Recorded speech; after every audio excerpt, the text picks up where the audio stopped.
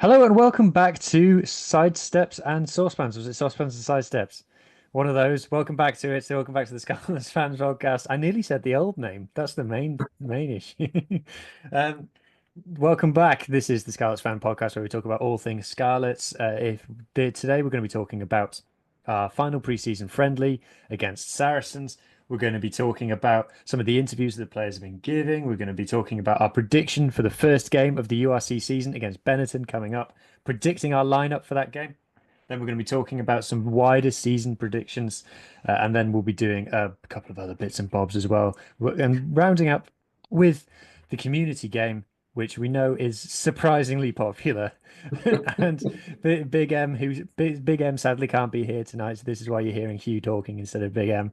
He's unfortunately not here, but he's been doing loads of community stuff on the YouTubes and things, and you would lose your mind about how popular it's been. So congratulations to Big M and all that. But I'm not here alone. I'm here with Carwyn. Carwyn, how's it going, mate?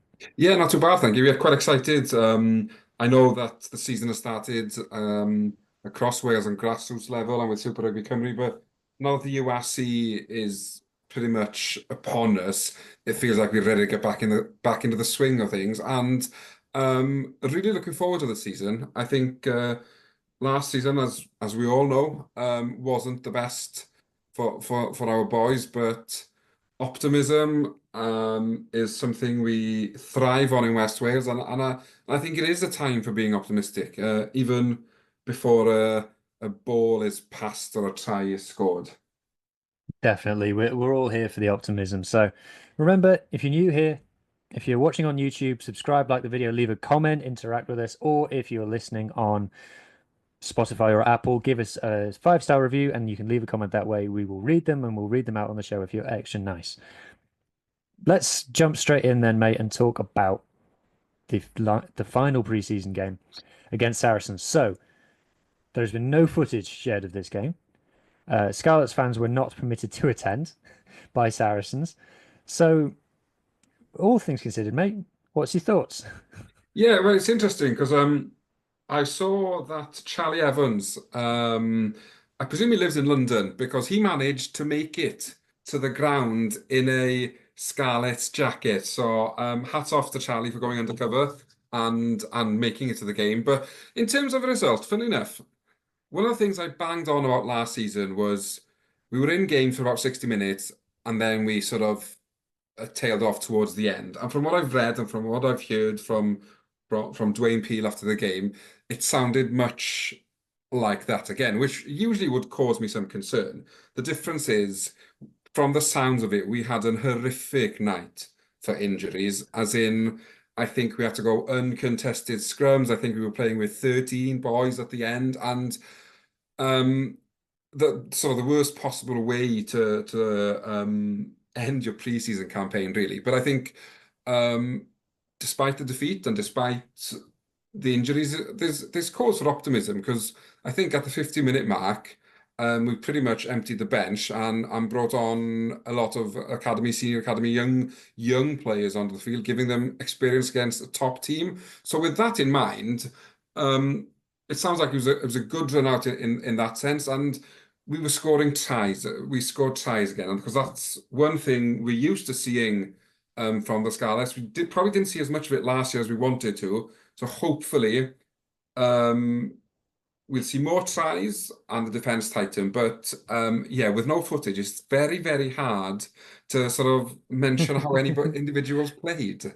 Well, yeah, like you say, we did score a few tries. We scored 3 tries and we had 4 tries disallowed in this game. So we had 2 hold-ups, one penalised for a double movement, and one, I think, was a forward pass. It was chalked off for.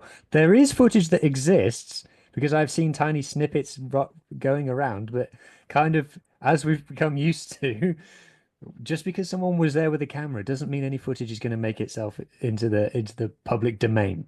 But like you said, definitely positives in the first half. So if we just revisit the team, so the thing that we've been asking for constantly from preseason games is let's see some boys that are actually going to play.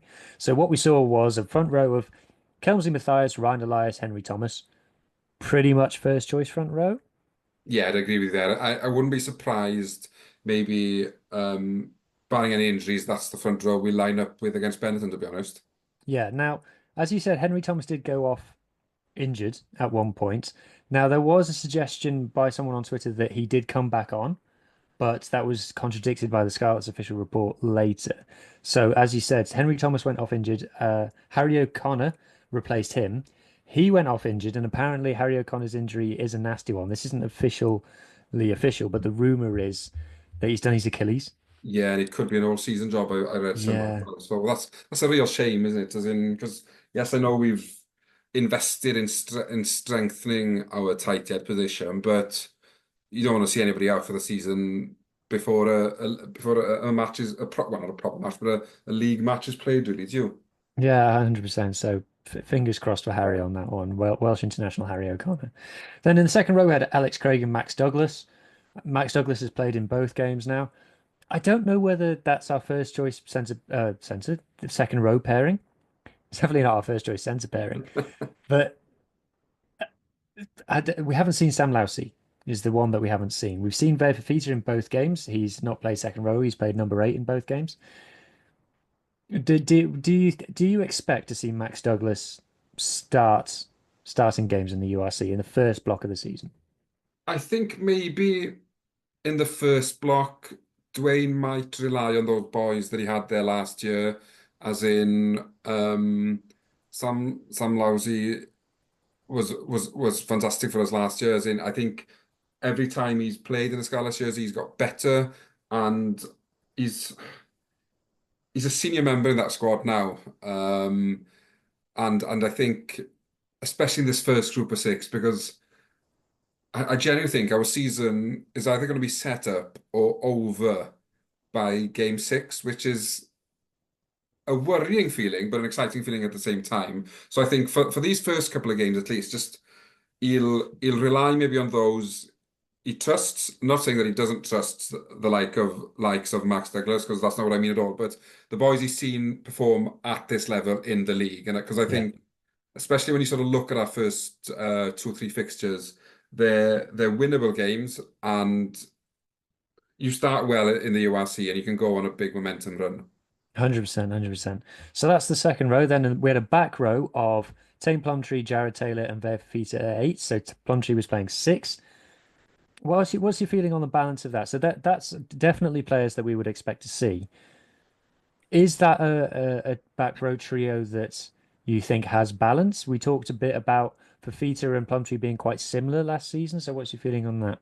Yeah, I think that might be the concern there, is that Plumtree and Fafita are similar players. And I think one thing that impressed me very much with uh, Carwyn to last year was his defensive work. Yep. And it's sort of become, he changed his style of play a bit, where instead of maybe being that big ball carrying eight we might have expected from him, he sort of became a bit of a defensive linchpin, and really tightened up that game, where he was leading the stats in pretty much all of our defensive efforts. So I think um, I'd be inclined to go with a more balanced back row, and maybe start with Tuipulotu and bring Fifita off the bench with 30 minutes, 25 minutes to go, when the defense of the opposition's a bit they're more tired as well, and there might be a bit more spaces for Fafita to show a bit of that uh, Pacific magic he holds in his feet and gets the offloads going. But again, it wouldn't surprise me maybe if Dwayne sticks with Fafita at 8, at Plumtree at 6. But personally, I'd probably go with Carwyn to start.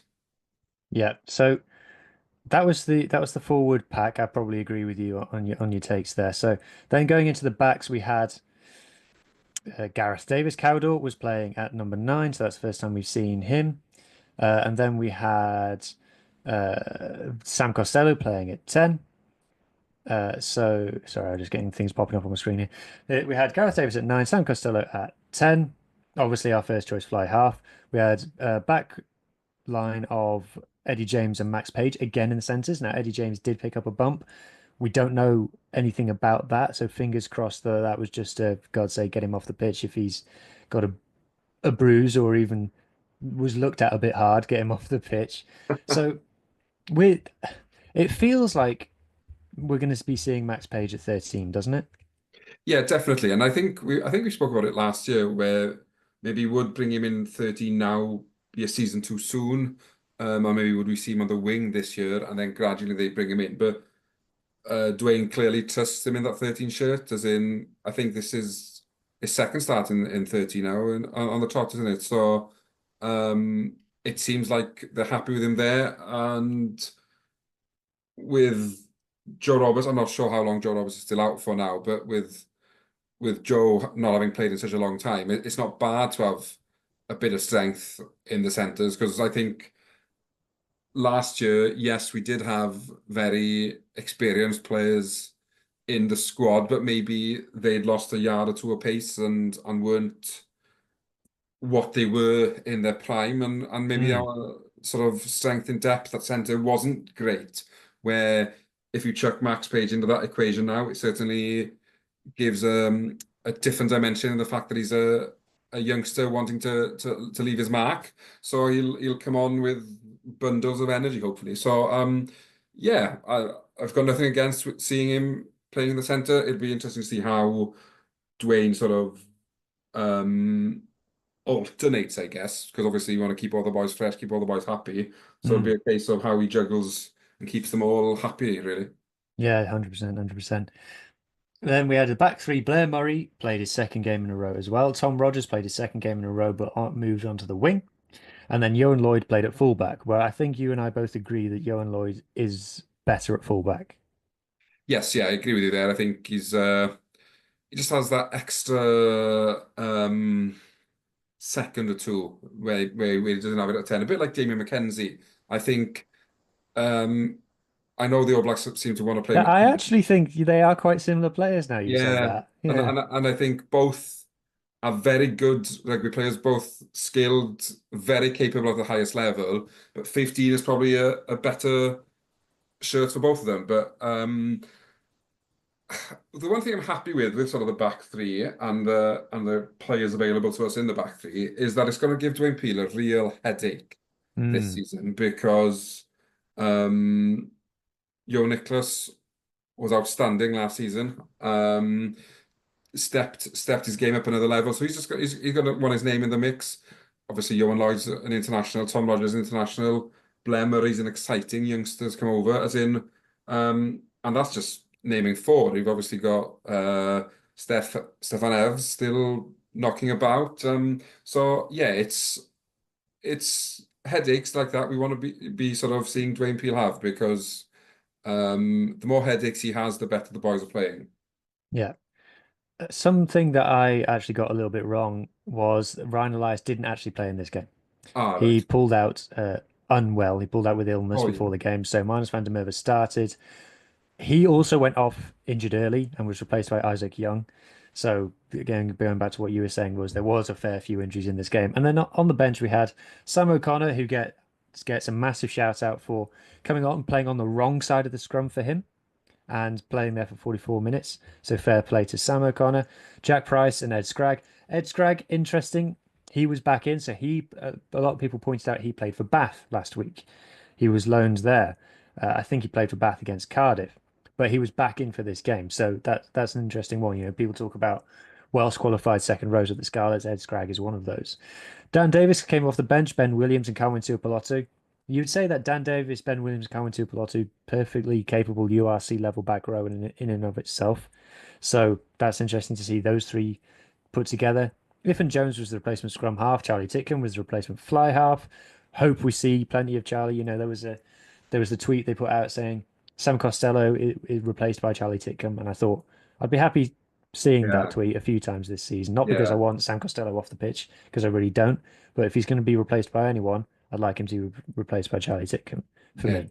definitely agree with you there. As in, yeah, And then Gabe McDonald, Jack Davis, and Ellis Me. Gabe McDonald ended up playing in the forwards. So what you it alluded to earlier, we had such a messed up team by the mm. end that Gabe McDonald ended up playing on the flank. So Yeah, and I think Carwyn went to the front row he when did. he got uncontested, and they. So yeah, it was a real mishmash, and sort of yeah to get through the game and what have you. Then it's just a case of getting the job done, and fair play to them for doing that in against a quality outfit in Saracens. Yeah. So the game ended 40 points to 21. Like I said, 4 tries disallowed for the Scarlets. We put the academy lads on 50 minutes on mass, just basically changed the whole team on 50 minutes. Kind of all right with it, to be honest. Oh yeah, we've lost heavier than that against the Saracens with a full 15 in Europe, as in yeah, plenty to work on. And obviously when you have to reshuffle your team so much, and maybe for a lot of these boys, is their first appearance, or first 5 appearances for the region against um, multiple time European champions, English league champions. It wasn't anybody. They were playing Saracens, who a few years ago people were sort of Hmm. calling the best team in the world. So to come out of that 40-21 and reading about all the injuries and all the changes and everything, it's a case of optimism and to look forward as opposed to sort of think, oh no, here we go again. I think there's more than enough there to have hope that we're in for a big season. Yeah, absolutely. So Dwayne, as you said, gave an interview after the game. He talked really positively about the sort of the attacking energy, how we were on the front foot for a lot of that game, how he was felt we should have scored more. We left several tries out there, not just the 4 disallowed ones, but also passes going to ground where they should have gone to hands and someone would have had a run in and things. So, that we're hearing, we haven't seen it up for ourselves. But that sounds like a good step on from last season. I've got no doubt that having Sam Costello in the team was part of the reason for the huge jump from the Leicester performance to the Saracens performance, because we know he's like a light switch for our team. He makes us twice the team on his own. So yeah, pretty much take it. Pretty much take it. I just hope that the injuries aren't too bad. Dwayne said that we picked up a couple of nasty ones. Harry O'Connor seems to be the main one that we've heard about so far. Bit of news from last week. Apparently, Archie Hughes, which should be back after the autumn internationals, is the rumor that's going around. Also, we asked last week, how come we haven't had any home fixtures for preseason games? Apparently, it's because Parker Scarlets was used for the women's football. It meant that there was some work that was needed to turn it back into a rugby facility, and that's why. So, fair enough, I think you'd say. Yeah, exactly. And I think my only maybe not concern, but wish out of preseason is that we'd have seen a period of any of the games where maybe the starting 15 for Benetton would have all been on the pitch together.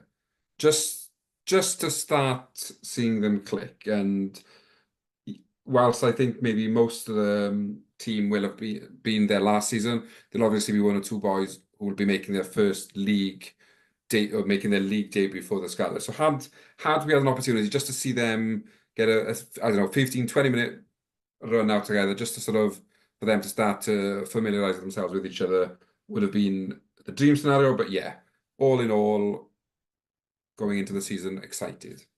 Yes, definitely, definitely. So, come on then. Let this put your neck on the line. What's your starting 15? 1 to 15 for the first game against Benetton. Well, I think based on what we saw, or what I've heard, I should say, following the injuries, I'll start with the backs because I think they're going to be easier to pick. Yeah, just fragrantly disregarding my 1 to 15 instruction, but We'll go. okay. I'll go 15-1 then if you want. Um, I think he'll start. I think Johan Lloyd. I think the Hmm. back three will be the same as started against Saracens in Johan Lloyd, Rogers, and Blemery. Okay. The centres, I'm hoping that Eddie James is fit and that he'll start at 12. Do we know, is Johnny Williams fit at the moment? We haven't seen him in pre-season. Yeah, I that's what don't I'm know for a thinking. fact that he's injured. Right, okay. So fingers crossed that he's just being not risked. Yeah, so if fit, I think Eddie and Johnny Williams. If not, I think Eddie and Page. And then halfbacks, I think will be Gareth and Sam Yep. because they just go together in perfect harmony. And then yeah, so now the forwards. Now this is where it gets interesting based on injuries. Um, I think Kemsley Matthias starts at loose head Okay. because I don't think he's injured. We haven't seen Alec Hepburn either. No, we haven't, have we? So I agree. I'd go Helmsley based on Yeah, we've seen him. yeah. I think Ryan will probably recover, so he starts at hooker. Hmm. Tight end, I think it's more of a case of who's fit than who I want to see at tight end. Yeah, we don't know Henry Thomas's situation at the Yeah, moment. no. So for the time being, I say Henry Thomas. But obviously, if you're listening to this pod after Thursday, don't laugh if I get it wrong because when the team's announced, because I wasn't aware of the team when we recorded. Um, Second row is Alex Craig, Sam Lowsey, Yep. and then back row Plumtree, Dan Davis, Fifita. That's the team I think you'll pick, not the team I'd pick. What changes would you make? Where would you disagree with Dwayne? Eight, Carwyn and instead of Fifita. Yeah, I go with that. I can see him going Jared Taylor at 7 because that's who he's been picking in pre-season. Okay. And I don't necessarily have a problem with that. I think Dan Davis or Jared Taylor, I'm happy enough as long as the other one is on the Yeah. bench, I guess. Yeah, Although exactly. if Fafita is not starting, you've got to have him on the bench. But then, like we've said many times on this podcast, Scarlets should be playing a 6-2 split. Yeah. Uh, I agree with your front row. I agree with your second row. I agree with your halfbacks. I agree with your centres. It's funny, with the back three because for a while we were worried, like, holy shit, who are we going to be playing on? Oh, sorry, not supposed to be swearing on this podcast anymore. Um, who are we going to be playing on the wing? And we just seem to sign a load of fullbacks, but now I kind of get it because playing a back three of all fullbacks is quite on trend at the moment, and I'm okay with it, and I can see how it benefits what we want to do. I can see how it addresses some issues that we had last season. So Blair Murray has said that his preferred position is fullback, but he also said that he knows that his opportunity for the meantime is on the wing. So, the fact that he's been played there in both proper preseason games, I would say suggest he's probably going to start. Tom Rogers looks like he's going to start, and Johan Lloyd. I can see maybe them putting Johan Lloyd on the bench and putting Tom Rogers at 15, and then putting it would have to be someone like Ellis Mee on the wing then, Unless you, sorry, or you could put Max Page on the wing if Johnny Williams is fit, which I'm not against. or you go Johan Nicholas at fullback. Yes, that's another one who we don't know whether he's fit or not. We haven't seen him. Yeah. So options. Mostly agree with your team though. Yeah, I think um that's the likelihood. But saying that, Hmm. I don't Yeah, get paid big bucks to pick teams, so I might be completely wrong. I think a lot of Scarlets fans would say you don't need to be paid big bucks. It's bloody obvious, but unfortunately, we'd all pick different ones. Yes, yeah. So moving on then. So that's our team for against Benetton. The boys have been out in the press doing some interviews. So we've had three Scarlets players so far in the last 3 days quoted as giving full interviews in various publications. So the first one was Joe Roberts, I believe. He spoke about his comeback, so he's hoping to be back before Christmas. So he talked about his injury basically. Oh, it makes me a bit squeamish to talk about it, but basically he'd had that many knee operations after he'd done his ACL a few years ago. That basically his knee is either femur or tibia, I don't know, bones, but it was hollow Oh, wow. and it basically opened up a hole in at the top of his bone. So he's had to have that filled in. And apparently he had to have a bone graft flown in from America to fix it. Yeah, I saw that. It's yeah, unbelievable really, isn't it? As in sounded horrific and yeah, for a 24-year-old, it's not sort of what you want to be experiencing, really, isn't it? But Yeah, geez. He said hopefully that's him for injuries. I yeah, don't think rugby quite works like that anymore. no, But he talked about as well in his interview about the influence of John Fox and Johnny Williams had on him, which is obviously great to hear from our point of view as fans. We love that kind of thing. And he said, or basically having those two, he just copy them. Like, don't worry about yourself. Just whatever they were doing, just do what they did. yeah, Uh, that's a good motto, really, isn't it? As in, when they've done it for so long and at such a high level, just yeah, copy them. yeah. And he also said through his injuries, they were big role models for him as well of how to manage that, which is kind of saying like those two were injured a lot, which they were. Yeah, yeah. But yeah, like you said, we said this last season, like John Fox and Johnny Williams, two better role models for centres coming through. It's no surprise to me now that we've got a crop of centres of the Scarlets who could all on to win multiple caps for Wales. Yeah, exactly. And I guess once you've had a centre who managed to keep Brian O'Driscoll out of a Lions team when arguably he was the best centre in the world, then I think it says everything. And yeah, we've been gifted really to have him at sort of both ends of his career when he was starting out and sort of when he was towards the end of his career able to mentor or show the younger players how to stay at the top for a long time. So yeah, hopefully they'll have all tapped into his experience and we'll be better off as players for it. Yeah. So that was Joe's interview. Carwyn Tupeloto also did an interview. So there was two interesting things from Carwyn's interview. So in the first part, he talked about the pressure that's been on him and how the fact, he was obviously massive from a young age and he's got the surname and he's Tongan and things that people in Wales in particular were like, oh, you're going to be this kind of player. We talked about this on the podcast. He's a cousin of the Vunipolas and he's a cousin of Talupe Faletau. So people had huge expectations from him and he talked about how it was difficult managing that and he felt like, to be fair, the interview said directly like unless he was making 50-meter breaks and smashing through 20 tackles a game, people were going to say that he was rubbish. So now it's good that he's gotten to the point where he can feel that he knows how to manage that expectation. Visibly, he looks like he's in great condition going into this season. So it's just pleasing for me that he's been able to mature in that way. And like you, mate, I would be starting him in number 8. Yeah, I think so. Yeah, I think he's matured and just adapted his game for maybe what the team needs and what he needed to make him not a better player, but a complete player, Mm, if that makes sense. Because I mm. think, yeah, he's an outstanding player. We're very fortunate to have him. Um, being the size he is and being having the ability he has, but also offering something maybe different to what number eights of his sort of what's the word I'm thinking of his physique have done in the past. He's Yeah, not just a battering ram. He offers so much more in defence. yeah, 100%, 100%.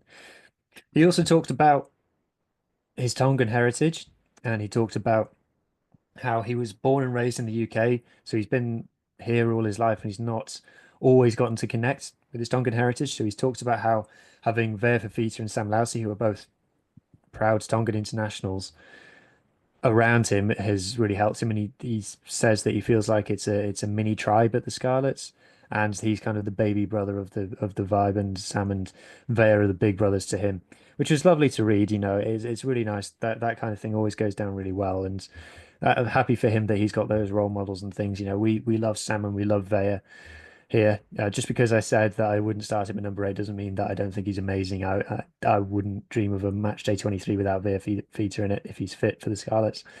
So that was just a nice thing for me, and that he's got those role models. Yeah, and I think it says a lot about Carwyn as the person. We've talked a lot about him as the rugby player, but he just seems very grounded and very humble and Mm. um yeah, and as you say, to have Fafita and Sam around you to educate you and share their Tongan heritage with you is just amazing, and I think it just says we bang on about the Scarlets being a family club, a family region, but it just shows that these players they just go above and beyond sometimes just to to share their experiences and cultures, and something I think it's easily forgotten when you're traveling around the world playing as professional sports. You sort of just think you're in the game and that's it, but actually there's so much more, and they spend so much time together, especially in the URC where they travel Yeah. to what is it, four different countries. So you're often on planes or buses, or you got time to talk and downtime. So yeah, it's good, and it's nice of Carwyn for him. It's nice of Carwyn to have said that about them as well. I think it says a lot. Yeah, definitely. He also said in his interview that he does dream of playing for Wales one day, which I hope that happens. He's probably already good enough to play for Tonga. Like Tonga, obviously at the World Cup had the likes of Vita and Sam Lassie available to them, among others. At the moment, they're playing in the Pacific Nations Cup. They haven't got their big name players with them. Ben Funa is pretty much the only big name player who's playing for Tonga. So he could probably get into the Tonga squad already. So I would like him to be able to keep that in mind as well. If it does, if it for whatever reason it never happens with Wales, I'd it's totally up to him. It's his journey and everything. Obviously, I'm not telling him what to do, but I think he could probably play for Tonga already. He's See what does it say? definitely, yeah, he's definitely got that international quality in him, and it's hard, isn't it? Because obviously, he's been born, raised, lived his entire life in Wales, and as we know, things aren't always in harmony when it comes to um, Tongan rugby. We often hear about the Yeah, players not getting paid or and what have you. And I presume maybe they've left all their big names out the Pacific Nations Cup due to costs. I'm not trying to suggest that, but I'd imagine having to fly them all over to the Pacific Islands would cost a lot. So maybe that's their reasoning. I don't know, but it's something for him to bear in mind. But obviously, I think it's easy to forget as well. He's still very much a youngster who's got years ahead of him, and 22, 23, yeah, something like exactly. that. Yeah.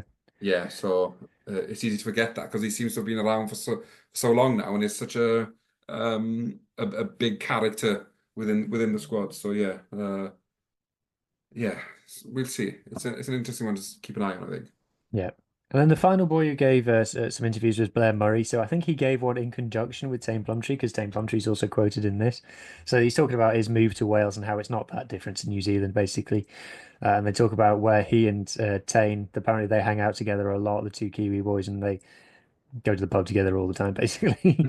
Um, but he talked about how he came to sign for the Scarlets. So he was obviously with the Crusaders and with Canterbury down in New Zealand. And he, for whatever reason, he didn't get an opportunity with the Crusaders. So once he didn't get one this season, he thought, okay, I'm going to start looking elsewhere for opportunities. So one person who he could speak to while he was at the Crusaders was a certain Lee Halfpenning, who happened to be hanging around that gaff at the time. So he says, I had a couple of chats with Lee and he made my decision a lot easier. He was saying how I was going to love it. He basically had nothing bad to say about the Scarlets, which made it a lot easier for me to go. So thanks, Lee. I'm sure Lee could have thought of one or two bad things if he'd really tried. But what's your kind of hopes for Blair Murray this season? I mean, we let's be honest, we don't really know much about him.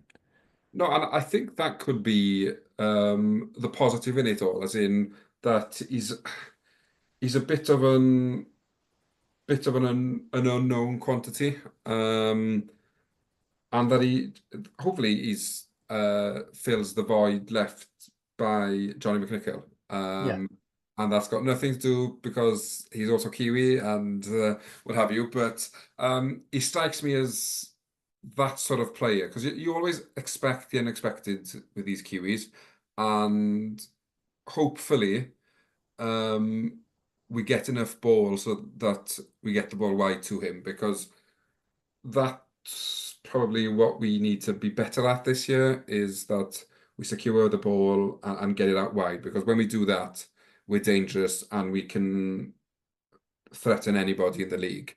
The problem we have is when we can't win the ball up front and we're having to, or we get messy ball and we expect Sam just to work his magic at 10, and obviously there's only so much magic even Sam Costello can do. So it's yeah, my hope is if we get the ball out to him that he does some damage for us.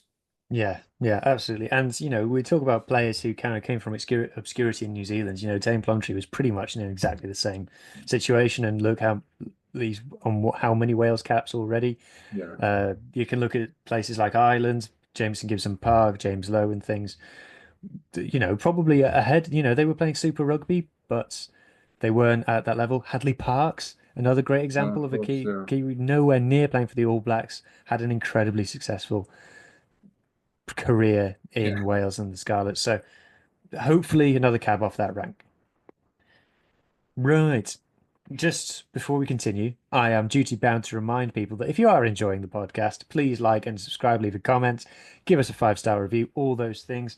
For the rest of the show, we're going to be talking about things like season predictions. We're going to be talking about the community game and probably a score prediction for Benetton, because we probably should do that as well. Anyway, but before we continue, we've had a letter. It's from Jack from Lucker. He says this: Dear Sosbans and Sidesteps, disgusting. I watched your head coach, Dwayne Peel, interview after the Saracens game, and all he could talk about was how many unnecessary line breaks you made. Surely he should know that any player with a number higher than 10 on his back should be forbidden from touching the rugby ball. Unless, of course, he is joining in a 5 metre driving maul. What do you got to say to that, Carwyn? Well, as in Jack clearly hasn't been watching rugby on the right side of the bridge, as in it's a 15-man game for a reason.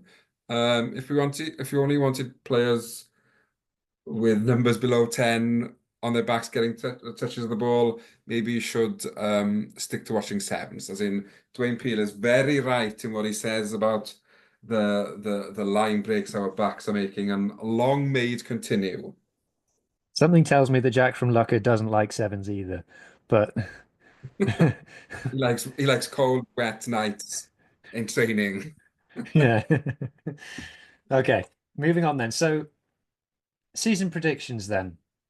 So, I'm not gonna. I feel like finishing position has been done to death. But what's something that you would like to see this season that we didn't see last season? It can be a win over an opponent. It can be a tactic on the pitch. It can be whatever you like. Just one thing that you'd like for this season.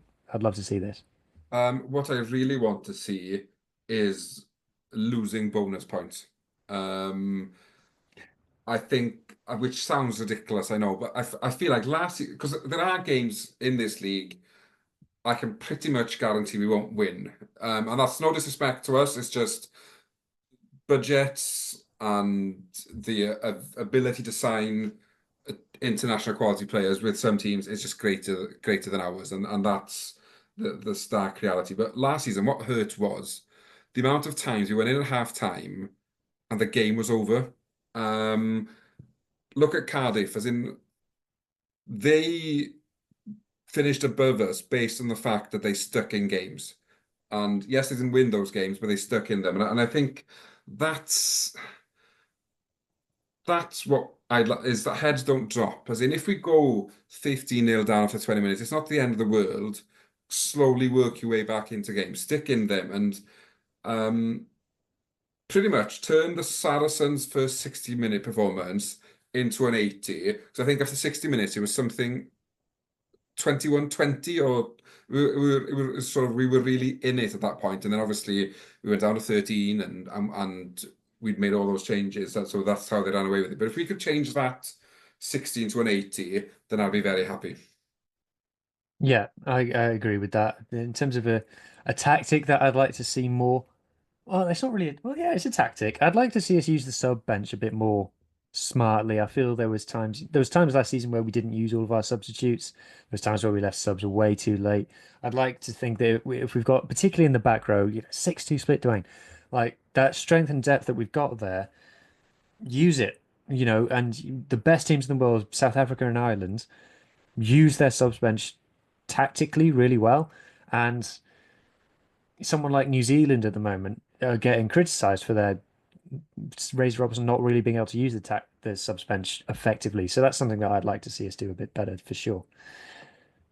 I think, Who? Oh, sorry, go on. Sorry, no, mate. just to pick up on that, I think a lot of the problem, not the problem last year, but maybe the issue was because of injuries and stuff.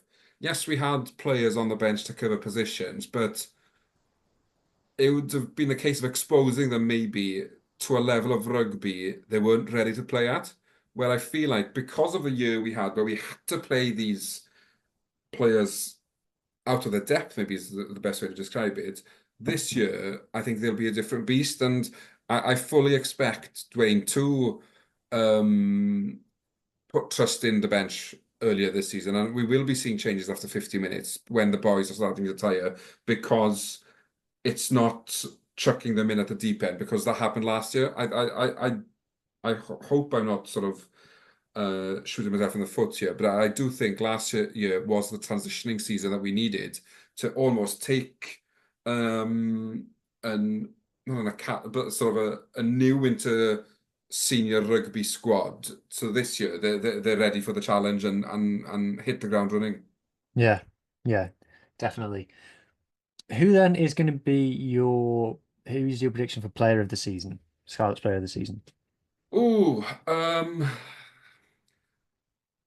I'm gonna go Eddie James.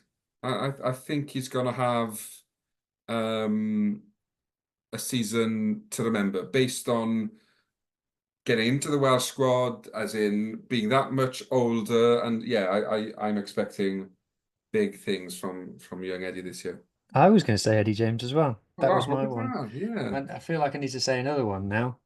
Uh, it could be, if we saw the impact of Alex Craig last season, it could be him again, to be honest. But I can see it being one of our forward signings. I can see it being one of the boys who's come in and gone, oh, this is what we were missing type thing. Hmm. So I can see it being one of those guys. I'm not going to be specific as to which one, but I can see it being one of our forward Yeah. imports. What about a breakout star of the season? Um,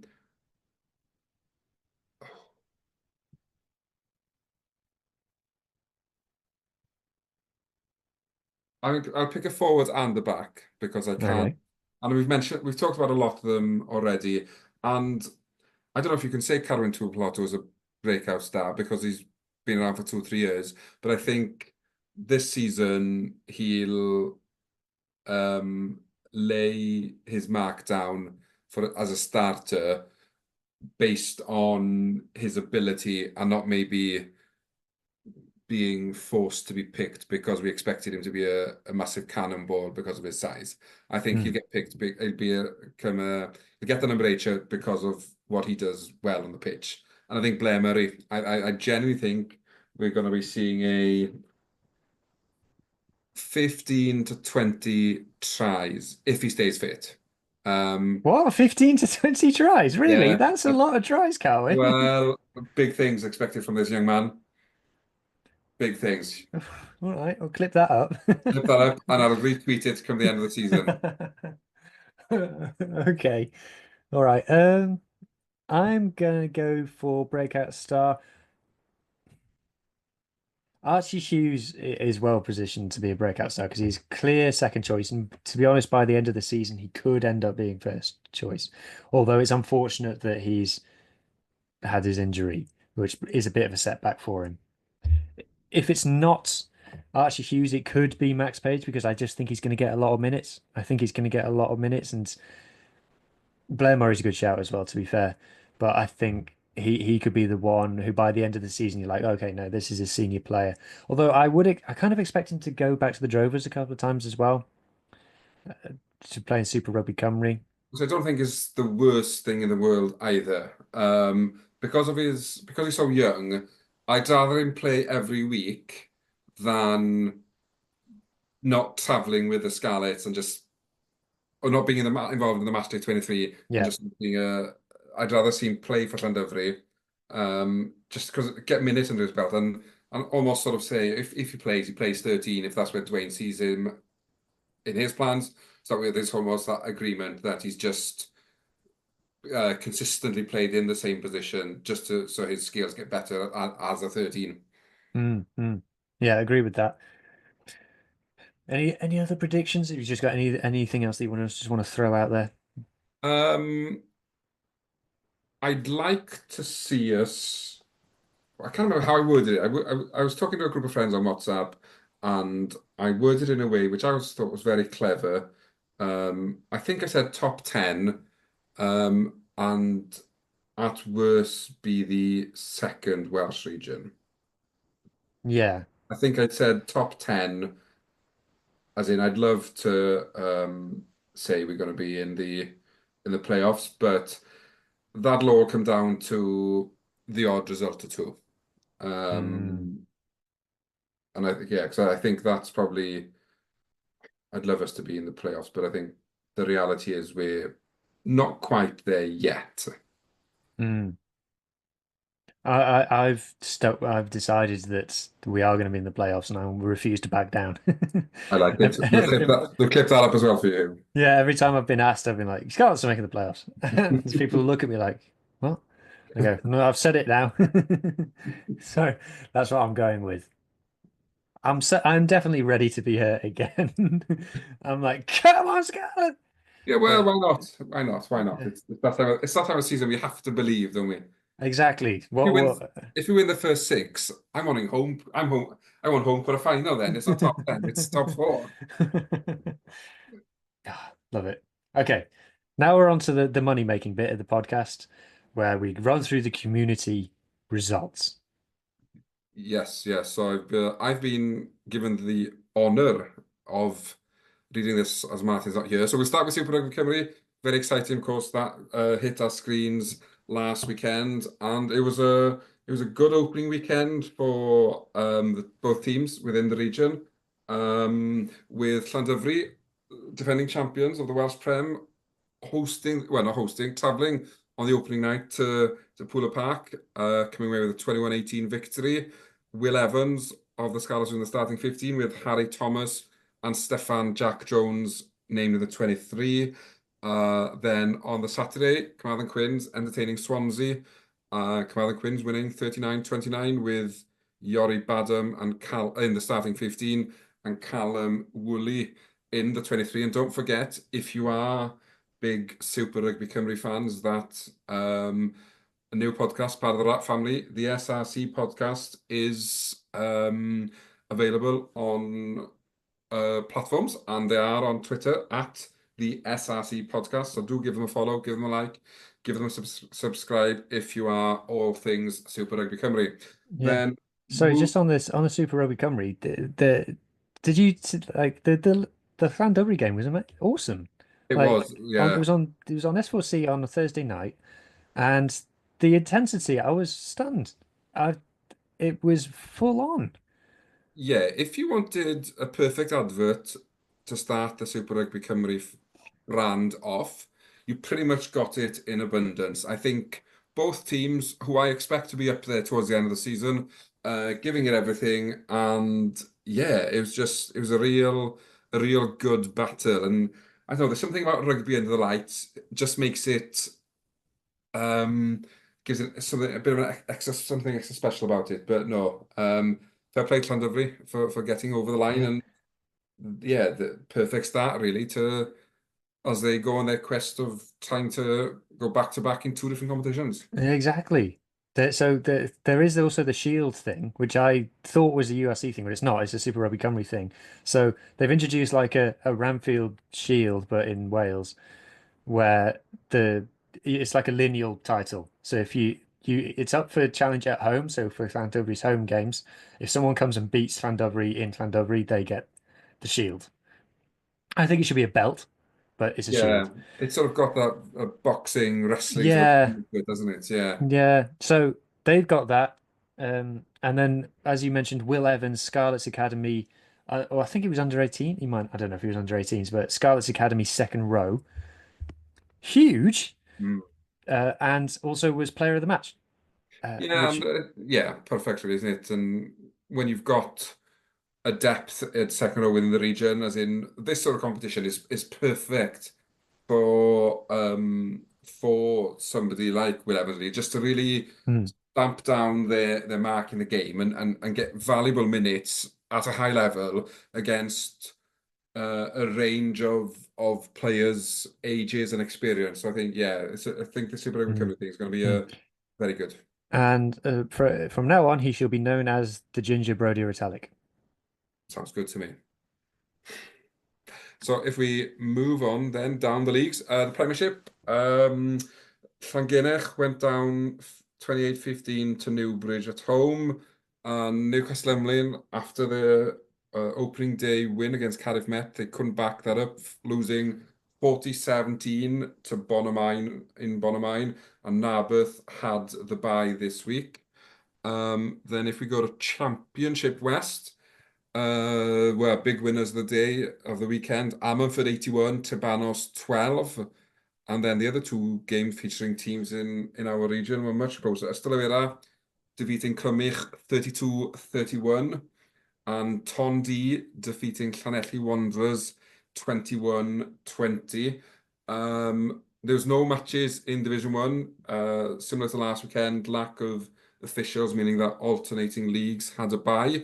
So if we move to Division 2 West, Betos lost 25-17 at home to Lampeter. Fishguard got a big win at Milford 53-12. Similar at Lancaedig with Carmarthen Athletic, the visiting team, 47-19 victory for the Athletic. And then the big one of the division, Whitland Larn. It was the visitors Larn with a 32-27 by 27 win. And I can see now here why Jack wrote us a letter this week again, because Luffer had a bye in Division 2 West. He's got lots of time. He's He probably had too drafted a much few time on his letters. hand. He's Yes, yeah. backlogged a couple. Yeah. Then if we skip over to Division 2 West Central, only one game in this division featuring our teams from our region, and Abercraft winning 34-12 against Bryn Aman. A similar story in Division 3 to Division 1, no fixtures due to lack of officials. So we'll quickly go on down to Division 4. We'll start in West A, and it was the battle of the second teams. As Narberth Athletic travelled to Crymych Athletic, and Narberth won 25-7. Neyland defeating Llangwm 54-19 in Llangwm. Newcastle Emlyn Dreigia, so Newcastle Emlyn second teams winning 30-14 at home to Llanybydr. Pembroke Dock winning the big Pembroke battle 38-17 at home to Pembroke. And Yes. St David's had the bye. And then Division 4 West B, Binia losing 39-14 at home to Fall Bay. Furness defeating here your team, New Dock Stars 19-18. Fix. What's gone on there? Yeah, exactly. Yeah, not to 19 to 18. That doesn't sound plausible, does it? no, I it mean, doesn't there's at something all. clearly something gone on there. Yeah. Llanderby defeating Tregaron 32-12. And then in the big derby here again, Pantyffynon, Pennabank. Pantyffynon not having the best season last year, but starting this season with a bonus point win, 26-20. And I read a match report. The thousands at Cae Maimo were rocking when Pantyffynon scored their bonus point winning try to win the game with only 5 minutes left. A And lot of then people there, was there? well, I don't know how much fabricating was in the maths report, but they were certainly bouncing at Pantyffynon. And then the last game in Division 4 West B, Tim Saran beating Pontiets 50 points to 17. And also, finally, in the Dua Shield, Ceredigion defeating Carmarthen 14-10. Llanelli defeating RGC West 24-19, and Mynydd Mawr and Dyneddwr slipping to a 2018 defeat at home to Pembroke, and Martin, in all his community game knowledge, left a PS after this result saying Pembroke beating Mynydd Mawr in Mynydd Mawr is huge. Mynydd Mawr lost 1918, the Shield final last year, and this result puts Pembrokeshire on track to win the Scarlets group and enter the Shield quarter-final, and that is a whistle-stop tour around the community game. Wow. I'll take Martin's word for it. Yes, this sounds big. Yeah. So there's the community roundup. So that just leaves for us to give a score prediction for the Benetton game. Away in Benetton, they don't lose a lot at home, but new season, new start, new leaves, etc. So what are you saying? The Scarlets by how many? Oh, I'm gonna say it's gonna be a. Do I go bonus point on the first week? Oh, am I that? Yes, I'm that optimistic. Scarlets to win by 11, 35-24. Oh, why do I do it? Okay, so I'm going for a Scarlets win as well. I'm going to go Scarlets by 2, and I think it's going to be a goal line defense with the clock in the red. And I think Dan Davis is going to turn up with a massive turnover on our own line, and you're going to see players going 2 arms in the air, giving it the whole Ken Owens double fist pump, and it's a historic result for the Scarlets and Benetton fully mudded. That's what I'm going for. Love it. I'm trying to find what Martin said because he went for a 32-22 Scarlets win, Scarlets by and 10. Yeah, I that's like what I it. was then, and he thinks sixth in the league and European quarterfinals. So it's Oh optimism yeah. all around. We've got a class group in Europe, but we'll talk about that on a future pod. Yeah, yeah. Okay, so thank you, Carwyn, Thank you very much. It's been good. uh, for speaking to me this evening, and for everybody else, again, like, subscribe, follow, comment, all the things. You can find us on Twitter at Scarlet's Pems. Link will be in the description box down below. You can find us on Facebook as well, Sosbans and Sidesteps. Our Facebook community is great, so get in amongst that if that's where you like to do your social media.